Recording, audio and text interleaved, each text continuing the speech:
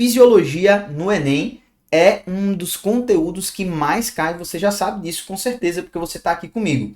Mas dentro de fisiologia, o que é que eu preciso entender, professor? Sistema digestório é um dos assuntos que tem uma alta recorrência. Então, quando você vê fisiologia na prova, é muito comum cair uma questãozinha de sistema digestório. Por quê? Porque o sistema digestório tem várias etapas. O processo de digestão e absorção dos nutrientes tem processos, tem etapas, tem fases específicas. E bota uma coisa na tua cabeça. O Enem ama processos e ama etapas. Então, conhecer isso daí muito bem vai te ajudar a garantir, com certeza, uma questão de sistema digestório na tua prova. E eu quero te mostrar como é que isso acaba caindo com esses exemplos de questão, resolvendo aqui na prática como o sistema digestório pode ser cobrado. Então, olha essa questãozinha número 1 aqui. A partir de março de 2019, todas as escolas do Brasil deverão ter professores e colaboradores capacitados em primeiros socorros. A obrigatoriedade foi estabelecida em outubro de 2018, após a aprovação da Lei 13.722, que é a chamada de Lei Lucas, que tornou obrigatório o treinamento de primeiros socorros nos estabelecimentos de ensino básico e recreação infantil.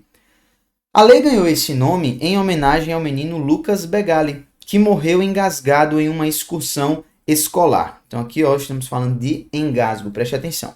Os professores que acompanhavam os alunos não sabiam como agir e não conseguiram salvar a vida do garoto. O engasgo é uma das situações com as quais o curso ensina a lidar. E a gente consegue perceber que o engasgo, na verdade, ele decorre de um mau funcionamento ou de uma má execução do processo fisiológico de engolir.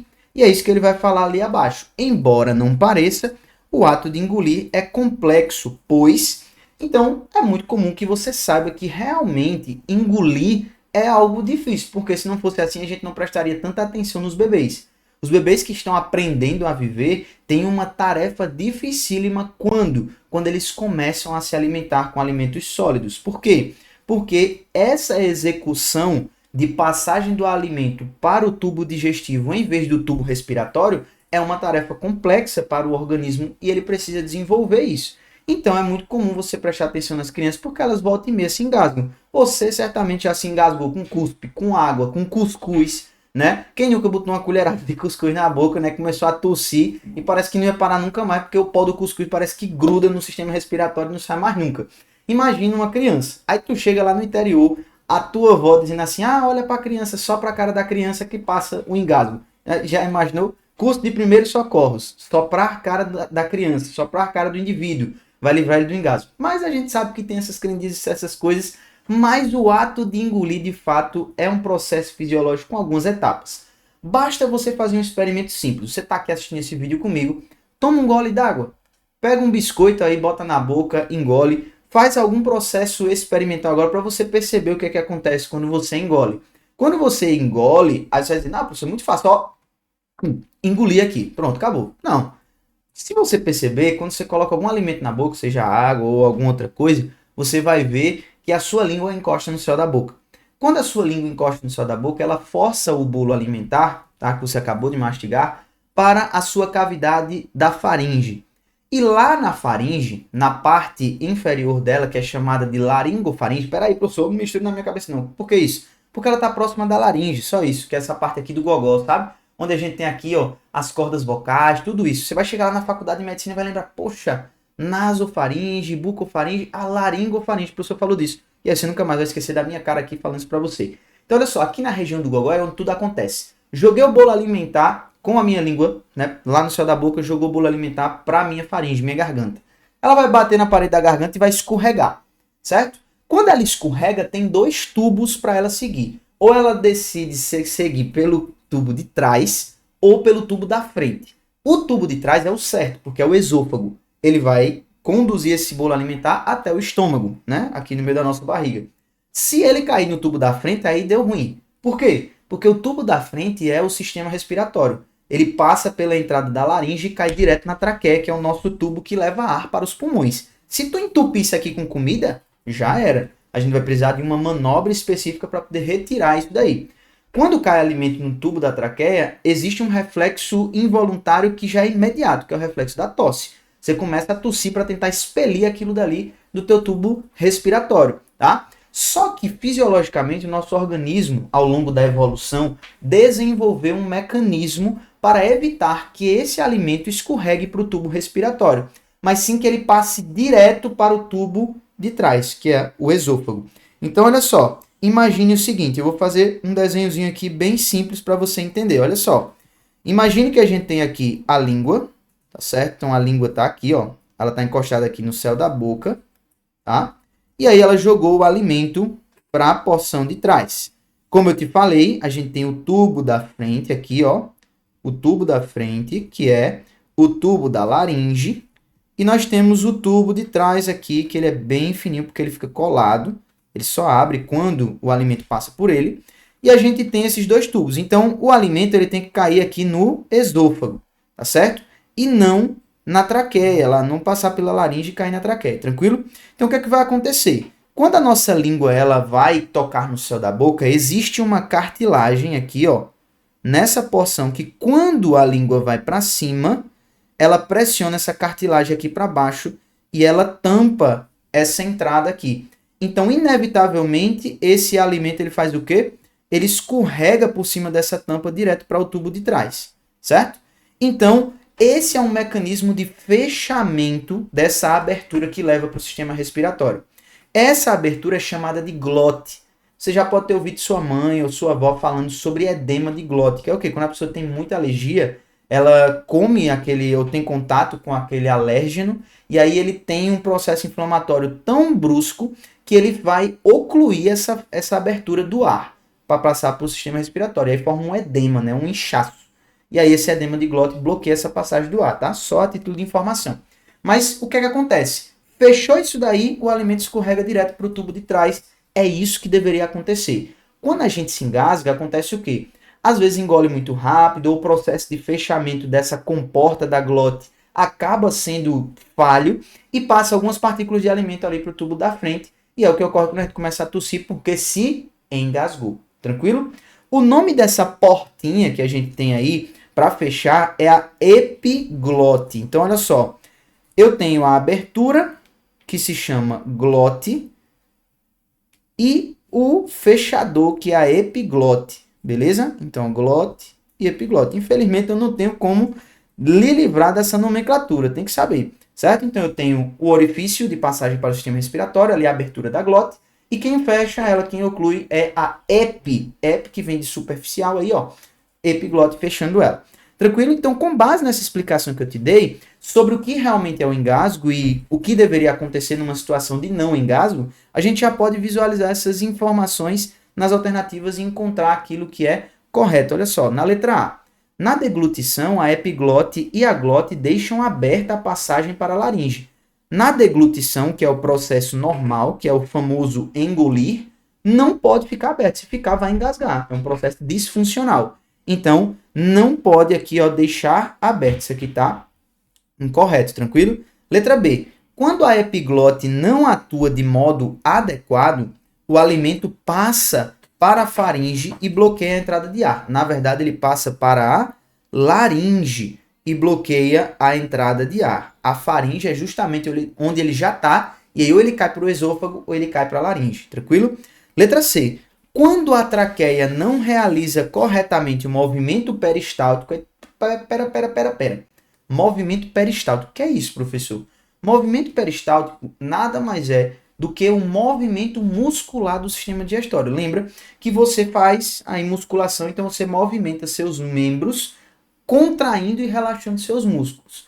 A mesma coisa acontece no seu sistema digestório para empurrar a comida. Não tem como empurrar a comida se eu não fizer um esforço para colocar ela para frente, certo? Então, o nosso sistema digestório também executa movimentos involuntários, você não precisa pensar para isso, tá? Que vai conduzir o alimento até as partes posteriores aí, né, mais para frente do sistema digestório. Só que aqui ele está falando da traqueia. A traqueia é o sistema respiratório. Então, o movimento peristáltico não se aplica aqui ao sistema respiratório e o alimento nem vai cair na traqueia. Ele não deve cair na traqueia. Tranquilo? Letra D. Na deglutição, a glote, que é a entrada da laringe, sobe e a epiglote, que atua como uma válvula entre o esôfago e a laringe, fecha a entrada da laringe, ou seja, ele fecha a glote, fazendo com que o alimento passe direto para o esôfago, ou seja, escorregue ali para o tubo de trás, que é exatamente a resposta da nossa questão, que foi o que a gente acabou de conversar sobre o processo e o que acontece nele de fato, tranquilo? Então a gente fica aqui com a letra D como nossa resposta correta. Letra E. É comum as pessoas se engasgarem por falhas neurológicas, dado que o movimento de deglutição é realizado por ações voluntárias. Nem sempre. Você não precisa estar todo tempo pensando em engolir saliva, você faz isso de forma natural. Você pensou porque eu falei agora, não foi? Aí você pensou, pô, tô engolindo saliva, tá? Mas quando você tá aí com essa parte do cérebro desativada, você nem tá ligando. Então, nem sempre é por ações neurológicas voluntárias. Dá um nó na língua aqui, mas quem sabe vai ao vivo. Vamos embora. Então, questãozinha letra D, só pra gente ficar feliz e ir pro próximo que a gente vai ver agora, que é essa questãozinha aqui, número 13. Eu vou dar uma arrastada aqui na tela só para você ver de uma forma melhor. Então, olha só, questãozinha número 13, acho que eu consigo encaixar ela toda na questão. Consegui perfeitamente. Vamos lá, ó. Além de contribuir para o ganho de peso, alguns alimentos como pão branco, refrigerantes, frituras, bolos e sorvetes, quando ingeridos em excesso, podem causar problemas no trato gastrointestinal, além de elevar o risco de diabetes e outras doenças. Aí ele pergunta: com relação ao sistema digestório e ao processo da digestão, podemos afirmar que. Então aqui ele vai falar o seguinte: quando ele cita sobre processo da digestão, eu quero ativar referências específicas aí no seu cérebro, que a gente está falando disso aqui, é nada mais, nada menos do que, olha só, a bioquímica da digestão. Bioquímica da digestão. O que é essa bioquímica da digestão, professor? São os processos e reações químicas que vão acontecer, tá, com o alimento ao longo do trato gastrointestinal, para que a gente possa falar sobre o quê? Para que a gente possa falar aqui, neste caso, sobre nada mais, nada menos do que a digestão dos alimentos específicos dentro desse trajeto. Então pense aí no carboidrato, pense na proteína que você comeu no almoço, pense aí no que você acaba ingerindo na sua dieta comum, tá? Que vai ter um tratamento específico em partes do sistema digestório e vai ter uma absorção específica também em partes específicas do sistema digestório. Eu gosto muito desse conteúdo porque é muito bonito a gente entender onde é que aquele pão que a gente comeu está sendo digerido, onde é que aquela carne, aquele ovo que a gente ingeriu está sendo digerido, em qual momento. E aí você começa a entender essas coisas, você começa a acompanhar. Você come um pão agora, e aí você vai pensar, poxa, ó, passou pela minha boca, está sendo digerido aqui. Não, tô brincando, você não vai fazer isso, né? Eu faço porque eu sou professor de biologia, tá? Mas a gente costuma pensar, geralmente, quando a gente está estudando. Mas, vamos lá. Então, olha só, ele vai perguntar sobre a bioquímica da digestão, e eu quero dar um panorama bem geral. Anota isso daí para você nunca mais esquecer. Olha só, esse resuminho aqui, ó. Você tem 3 componentes específicos na hora da digestão na sua dieta que vão ser digeridos em locais diferentes. Olha só, a gente tem aqui, ó, carboidratos, né? A gente tem as proteínas e a gente tem os lipídios. Então tem o carboidrato, que são os açúcares, as proteínas, que são as proteínas, e os lipídios, que são as gorduras, tranquilo? Onde é que vai acontecer esse processo digestório cada um? Eu vou te dizer aonde ele começa e aonde ele termina. Olha só, carboidrato começa na boca. Então aqui eu vou colocar o I de início. E termina aonde? No intestino delgado. Então aqui, ó, final, início e fim. Proteína começa aonde, professor? Proteína começa no estômago. Tranquilo? Então aqui, ó, tem o início e acaba onde? No intestino delgado. Então aqui tem o fim. E os lipídios, eles começam e terminam no intestino delgado. Então a gente tem aqui o início e fim, tá? Então fica muito mais fácil da gente entender aonde está acontecendo cada um desses processos. Então você vai lembrar que existe, tá, enzimas específicas. O que é uma enzima, professor? Não sei o que é uma enzima, o que é que ela faz. A enzima nada mais é do que o funcionário, o pedreiro que você contratou para derrubar uma parede e liberar os tijolos ali que você tinha usado. ou quebrar aquilo ali em estilhaços e você poder usar de outra forma. Então, por exemplo, lembra aí quando você vai fazer uma construção, você precisa para fazer um piso, por exemplo, enfim, alguma coisa dessa, você precisa fazer a estrutura, encher ali dentro de metralha, para depois você passar o cimentado para poder sustentar o peso daquele piso. Então imagine que o pedreiro que você contratou para quebrar paredes, para usar a metralha para sentar aquele piso, é exatamente o trabalho da enzima. Ele vai estar quebrando esses componentes para disponibilizar essa matéria-prima para fazer determinados processos. Então a enzima que atua na boca vai pegar o carboidrato, quebra ele em partes menores, distribui lá para o intestino delgado, ele pega o que foi ali feito em partes menores e deixa em partes menores ainda para que o intestino consiga absorver e passar lá para a corrente sanguínea. A mesma coisa vai acontecer com proteínas, com lipídios e assim por diante. Então agora que você já tem esse mapeamento da bioquímica da digestão, você consegue agora resolver essa questão. Olha só, letra A. Na boca não ocorre digestão química dos alimentos. Acabei de te dizer que a digestão inicial dos carboidratos começa na boca. Então tem digestão química sim lá na boca, tá certo?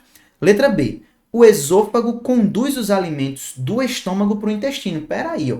Eu tenho boca, esôfago, estômago, intestino delgado, intestino grosso, reto e ânus. Nessa ordem. Se você não gravou, volta esse vídeo e pega essa sequência. Boca, esôfago, estômago, intestino delgado, intestino grosso, reto e ânus. Tranquilo? Então é exatamente essa ordem. Então o esôfago fica antes do estômago e não depois, tá? Então ele conduz o bolo alimentar da boca até o estômago e não do estômago até o intestino.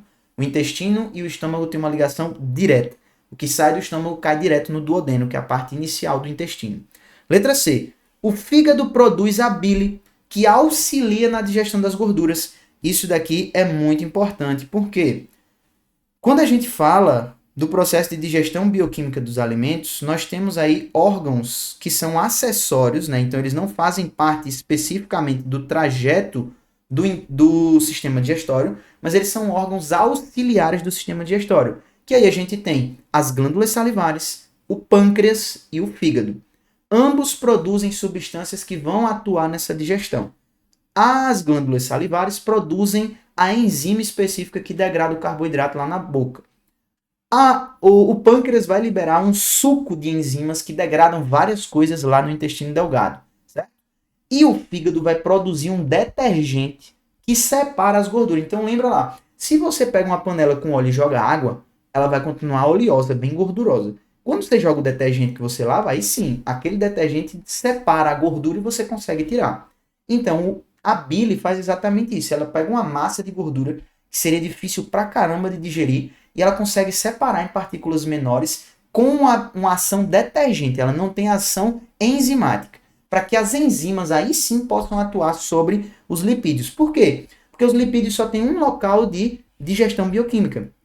Não é como o carboidrato que quebra um pouquinho na boca e termina de quebrar lá no intestino. Como as proteínas quebram um pouquinho no estômago e termina de quebrar lá no intestino delgado. Na verdade, o lipídio ele chega inteirinho lá no intestino delgado. Então precisa ter alguém para ajudar a separar essas moléculas de gordura para a gente conseguir atuar com a enzima sobre ele. Então quem faz isso é de fato a bile, tá? Produzida pelo fígado e armazenado lá na vesícula biliar.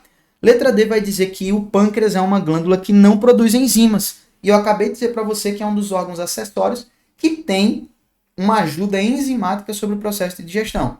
Então não faz sentido essa letra D. E letra E, estômago, pâncreas e intestino são glândulas anexas do sistema digestório. E não, o estômago faz parte sim do sistema digestório e o intestino também. Nessa frase, apenas o pâncreas é uma glândula anexa, um órgão acessório. Tranquilo? Então ficamos aí com a letra C lindamente como nossa resposta correta. Pense numa revisão que eu estou lhe dando aqui, viu? De sistema digestório, para você não errar mais nenhum tipo de questão desse conteúdo. E aí, por fim, eu queria resolver essa questãozinha com você aqui, que vai trazer um pouquinho dessa parte de função. Deixa eu só arrastar para cá para encaixar essa questão numa página só para a gente poder visualizar. Então, olha só. Questão número 6. Um estudo recente mostrou que ratas alimentadas durante o período gestacional com dieta pobre em proteína obtiveram filhotes que possuíam carboidrases, como exemplo lactase, mais ativas. Os transportadores presentes nas membranas das células intestinais, responsáveis pelo transporte ativo de glicose e peptídeos, também aumentaram, certo? Então, beleza. O que é que ele está dizendo? Ele está dizendo que pegaram ratinhas e não deram proteínas para ela. Então, cortaram o ovo ali da ratinha, beleza? Então, ela não comia proteína nenhuma. O resultado disso foi que os filhos nasceram com enzimas, carboidrases, são enzimas, nasceram com esses pedreiros de carboidratos muito mais ativos do que os pedreiros de proteínas, tranquilo? Os quebradores de parede aí de carboidratos foram mais ativos. E perceberam também que os transportadores na membrana, ou seja, eles quebravam mais carboidratos, porque elas estavam mais ativas, e, consequentemente, eles tinham que absorver mais. Então, tinha que ter transportador na membrana da célula. Inevitável. E aí, olha a pergunta. Esses resultados permitem concluir que a dieta administrada causa na geração F, ou seja, esses filhos que nasceram dessas ratas, geram o que neles? Um aumento de quê? Vamos da letra E para a letra A. Emulsificação. A emulsificação é uma ação lá da bile sobre a gordura. Teve alguma coisa falando de gordura no texto? Não, falou de carboidratos e de proteínas. Então não vai ter qualquer alteração aqui com relação à ação detergente da bile. Letra D, digestão intracelular. Vai aumentar a digestão intracelular? Ele falou sobre os lisossomos, que são as organelas responsáveis pela digestão? Não. Ele falou que as células iam estar pegando mais conteúdo para poder quebrar? Também não. Tá? Então, olha só, nada de aumento de digestão intracelular. Letra C, aumento na produção de suco pancreático. Gente, ele falou aqui meramente que as carboidrases ficam mais ativas e que por estar quebrando mais carboidratos, tá? E não estar recebendo muitas proteínas, os transportadores de carboidratos vão estar mais ativos na membrana. Então, o que é que está acontecendo? A produção de suco pancreático não está sofrendo qualquer influência nesse meio aqui. Letra B, está aumentando a digestão de lipídios? É a mesma coisa. Não falei de emulsificação, não falei de bile, não falei de lipídios. Sobra somente a letra A, que vai dizer o quê? Vai ter um aumento na absorção de glicídios, que são os açúcares, são os carboidratos. Se eu tenho carboidrases mais ativas, eu quebro mais carboidratos. Se eu tenho mais carboidratos disponíveis, eu preciso deixar os meus transportadores de carboidrato mais ativos na membrana. Consequentemente, eu absorvo mais carboidratos. Então, nesse sentido, a letra A faz o complemento correto ao que foi perguntado com relação ao contexto traçado nessa questão.